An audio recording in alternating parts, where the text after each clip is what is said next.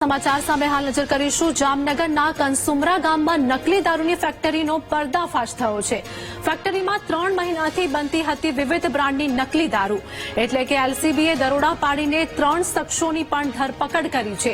2 શખ્સો ફરાર થતા તેમની શોધખોળ પણ શરૂ કરવામાં આવી તો આરોપીઓ ભાડે મકાન રાખી નકલી દારૂ બનાવતા હતા।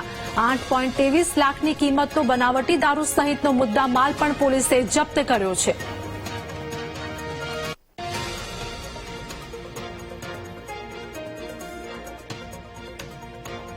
દારૂની એક ફેક્ટરી ત્યાં ટીન શેડ લઈને ભાડા ઉપર અને ચાલુ કરવામાં આવેલ હતી અને આમે 3 લોકો અને આમે જે મુખ્ય જે આરોપી છે અરુણભાઈ ઉર્ફે કાલી સીતારામ સોની, આ એક નેપાળી છે અને આને દ્વારા આના ઉપર પહેલાથી પણ ઘણા બધા જે પ્રોહિબિશનના ગુના છે આને દ્વારા આ ફેક્ટરી ચાલુ કરવામાં આવેલ હતી।